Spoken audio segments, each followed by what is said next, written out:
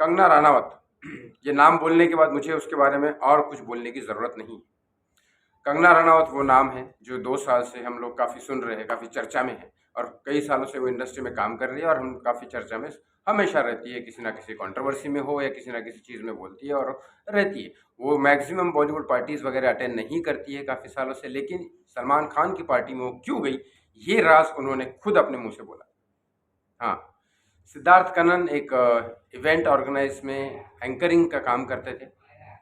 मैंने भी सिद्धार्थ कनन जब एंकरिंग कर रहे थे तो हमारा कई बार ऐसा शोज़ हुए जिसमें मैंने डांस ट्रूप वगैरह परफॉर्मेंस दी है। कई सेलिब्रिटीज़ के साथ किए पहले, कोरोना के पहले। तो और उसके बाद मैं कई बार उसके कोरोना के बाद भी सिद्धार्थ कनन से मिला हूँ। सिद्धार्थ कनन एक यूट्यूब चैनल चलाते हैं जिसमें बॉलीवुड सेलिब्रिटीज़ को बुला के उनका इंटरव्यूज़ वगैरह लेते हैं। कई साल पहले उन्होंने सुशांत का भी इंटरव्यूज़ एक लिया था। तो सिद्धार्थ कनन ने जब कंगना रनावत का इंटरव्यू लिया, क्योंकि फ़िल्म रिलीज़ होने के पहले सारे बॉलीवुड सेलिब्रिटीज़ अपने फ़िल्म को प्रमोट करने के लिए इंटरव्यूज़ वगैरह हर जगह जाते हैं। तो कंगना रनावत का इंटरव्यूज़ लेते टाइम सिद्धार्थ कनन ने पूछा कि आप तो बॉलीवुड पार्टीज़ अटेंड नहीं करती, तो सलमान खान की पार्टी में, ईद की पार्टी में कैसे गए? तो कंगना रनावत ने जवाब दिया कि हाँ, मैं बॉलीवुड पार्टी मैक्सिमम अटेंड नहीं करती हूँ, नहीं जाती हूँ, लेकिन अर्पिता खान के बोलने पे, अर्पिता खान सलमान खान की बहन है और अर्पिता खान के बोलने पे मैं सलमान खान की ईद की पार्टी में गई, क्योंकि सलमान खान मेरे बहुत अच्छे मित्र हैं। ये कंगना रनावत ने खुलासा किया है। अब उसके बाद कंगना रनावत ने धाकड़ के लिए सलमान खान ने उनको बधाई दी। उसके बाद रिपीट में कंगना ने बोला कि आज के बाद मैं अपने आप को बॉलीवुड में अकेला नहीं समझूंगी, क्योंकि मेरा दबंग हीरो मेरे साथ है। ये कंगना ने सलमान खान के बारे में रिपीट में ट्वीट की। ये ट्वीट नहीं, इंस्टाग्राम पे वगैरह बोला है। तो ये चीज़ें है। कई बार आपने देखा होगा, कई बार मतलब मैक्सिमम 2 बड़े बिग स्टार जो होते हैं वो एक दूसरे की फ़िल्म का प्रमोशन करते हैं। ये लेन-देन वाला सीन होता है, क्योंकि जो प्रमोशन कर रहा है, जिसकी फ़िल्म का कर रहा है, क्योंकि इसकी भी फ़िल्म तो आएगी तो वो उसकी फ़िल्म का कर रहा है। तो ये होता है क्योंकि बॉलीवुड इंडस्ट्री के ऊपर किसी का कोई रेस्ट्रिक्शन नहीं है कि कोई किसी को काम देगा या नहीं देगा, ये उनकी अपनी मर्ज़ी है। कौन अच्छा काम करता है, कौन किसके नज़दीक है, किसके पास किसकी पटती है, इस बेसिस पे आपको काम मिलता है। क्योंकि यहाँ कोई सरकारी नौकरी नहीं है कि आपको 1 तारीख को सैलरी आएगी, आप काम करो। यहाँ काम ढूँढना भी पड़ता है, काम करना भी पड़ता है और लोगों से अच्छी बना के रखनी पड़ती है, तब जाके आपको काम मिलता है। यहाँ क्यों गवर्नमेंट का ऐसा रूल भी नहीं है कि मज़दूर लोग हैं, काम नहीं मिल रहा है तो भूख हड़ताल करेंगे तो उनको काम मिलेगा। कोई ऐसा रिस्ट्रिक्शन नहीं है। कोरियोग्राफर डिसाइड करता है कि उसके डांसर्स कौन रहेंगे। एक्शन मास्टर डिसाइड करता है उसके स्टंट मैन कौन से रहेंगे। प्रोडक्शन वाले डिसाइड करते हैं कौन से लाइट मैन काम करेंगे, कौन से कैमरामैन काम करेंगे। प्रोड्यूसर डिसाइड करता है कौन सा हीरो काम करेगा, कौन कोरियोग्राफर काम करेगा, कौन एक्शन डायरेक्टर काम करेगा, या डायरेक्टर या हीरो लोग, कई बार ये हीरो हीरोइन या डायरेक्टर लोग डिसाइड करते हैं कभी कि मेरे फिल्म में ये कोरियोग्राफर होगा या मेरे फिल्म में ये स्टंट डायरेक्टर होगा। या फिर कई बार ऐसा होता है जैसे शोज वगैरह होता है तो इवेंट ऑर्गेनाइजर, मैक्सिमम मैंने देखा है इवेंट ऑर्गेनाइजर डिसाइड करते ही नहीं है कि वो कोरियोग्राफर कौन सा रहेगा। वो हीरो को बुलाते हैं, हीरोइन को बुलाते हैं और वो हीरो या हीरोइन डिसाइड करता है कि उनका कोरियोग्राफर और ये सब इवेंट बाकी makeup artist, dress designer, costume designer, ये सब कौन होंगे, क्योंकि हर हीरो ने अपने अपने कोरियोग्राफर्स, मैक्सिमम हर कोरियोग्राफर्स और डिज़ाइनर रखे हैं। तो ये इतना सब जानने के बाद आपको समझ गया होगा कि कंगना ने ये बोला है तो क्यों बोला है। क्योंकि कंगना ने यही बोला है, वापस मैं आपको बता देता हूँ कि मैं अर्पिता खान, सलमान खान की बहन के बोलने पे वहाँ गई ईद की पार्टी में, सलमान की पार्टी में, क्योंकि सलमान खान मेरे बहुत अच्छे मित्र हैं। ये कंगना रनावत ने बोला।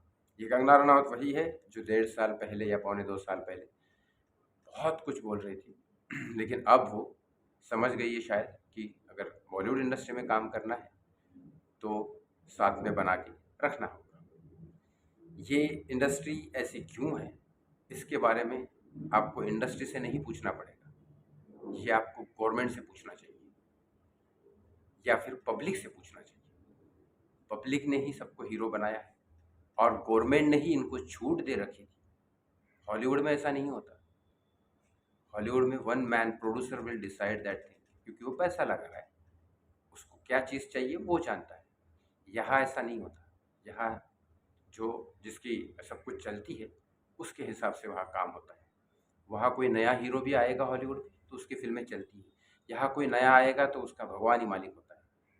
तो इंडस्ट्री के बारे में, ऐसी इंडस्ट्री क्यों बनी, ये हमारी गवर्नमेंट को पूछना चाहिए, ज़्यादा करके कांग्रेस को, क्योंकि बीजेपी तो अभी आई, लेकिन अगर और 5 साल बाद अगर इंडस्ट्री चेंज नहीं होती है तो बीजेपी को भी पूछना चाहिए ये इंडस्ट्री ऐसी क्यों है, क्योंकि क्यों इंडस्ट्री के ऊपर ऐसे रूल नहीं रखे, क्यों इंडस्ट्री में कोई एक अच्छा छोटे से चपरासी को अगर जॉब चाहिए तो बीए बीकॉम आज ढूंढा जाता है, लेकिन हमारे देश में नेता बनने के लिए कोई एजुकेशन नहीं चाहिए।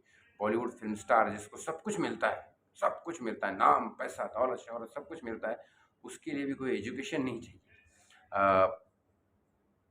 बड़ी अजीब सी बात है, क्योंकि क्रिकेट खेलने के लिए भी क्रिकेट के अपने एक स्टडी होती है, क्रिकेट के भी अपने रूल्स होते हैं, एक बार एक एक पैरी चढ़ के उसको इंडियन क्रिकेट टीम के लिए खेला जाता है, लेकिन यहाँ कुछ नहीं। क्यों ऐसी फर्स्ट स्टैंडर्ड से लेकर लास्ट तक ऐसा क्यों नहीं एजुकेशन रखा गया कल्चरल के नाम पे?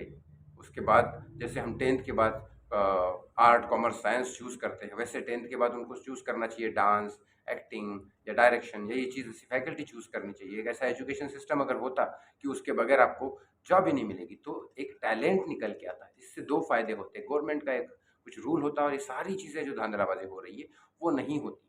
और कितने यहाँ पे कितने लोग अपने आप को कुछ कर देते हैं कुछ, क्योंकि अनसक्सेसफुल हुए हैं फिल्म इंडस्ट्री में, लेकिन ये क्यों हुआ है? कई लोगों में टैलेंट होता ही नहीं है, वो सब सपने देख के आते हैं, लेकिन सक्सेस नहीं मिलती है, क्योंकि टैलेंट नहीं है तो कोई अपना पैसा ऐसे आदमी के ऊपर नहीं डालेगा जो टैलेंट नहीं। तो फिर, क्योंकि मैं कई लोगों को जानता हूँ जितने लोग हरियाणा से, बिहार से, कई सारे स्टेट से आते हैं और उनके माँ बाप उनको पैसे नहीं देते क्योंकि उनको पता होता है टैलेंट नहीं है, लेकिन उसको समझाएगा कौन? फिर वो यहाँ धक्के खाते रहता है। वो लड़का कुछ और बन सकता था, लेकिन ये जो सपने होते हैं वो उसको मार देते हैं। और इस सपनों को सही डायरेक्शन देने के लिए, जैसे एक इंजीनियरिंग की, आप अगर इंजीनियर बनना चाहते हो तो आप वहाँ पे आपको डिग्री लेनी पड़ेगी, वहाँ पे अगर जॉब करते हो तो इंजीनियर की डिग्री दिखानी पड़ती है। तो ऐसे ही कोई ना कोई डिग्री ज़रूरी होनी चाहिए थी, गवर्नमेंट का अगर उसके ऊपर रूल होता तो ज़रूर ये इंडस्ट्री ऐसी नहीं होती। तो यहाँ गवर्नमेंट की गलती है। बाकी जनता जनार्दन है, जनता को समझना चाहिए कि इसमें डायरेक्शन क्या लेना चाहिए, कैसी फिल्में देखनी चाहिए, कैसी नहीं। रही बात कंगना की, तो कंगना रनावत के बारे में यही है, लोगों ने जब सपोर्ट करना था तब किया, जब लोगों ने सपोर्ट नहीं करना है तो नहीं करेगी। ये लोगों के हाथ में है, हर एक फिल्म का फैसला जनता ही करती है और हर एक नेता का फैसला भी जनता करती है, लेकिन ये जब जनता को, सारे लोगों को एकजुट होना पड़ेगा, ये चीज़ समझनी पड़ेगी और सही डायरेक्शन में लेनी पड़ेगी। यहाँ घर में 2 भाई एक दूसरे से लड़ते हैं तो देश की जनता का तो क्या होगा, ये आपके ऊपर है। जितना जल्दी समझोगे उतना जल्दी देश का भला हो जाएगा। ऐसी खबरों के साथ बने रहिए मेरे साथ, मैं आपके साथ, आप मेरे साथ, इंसाफ के।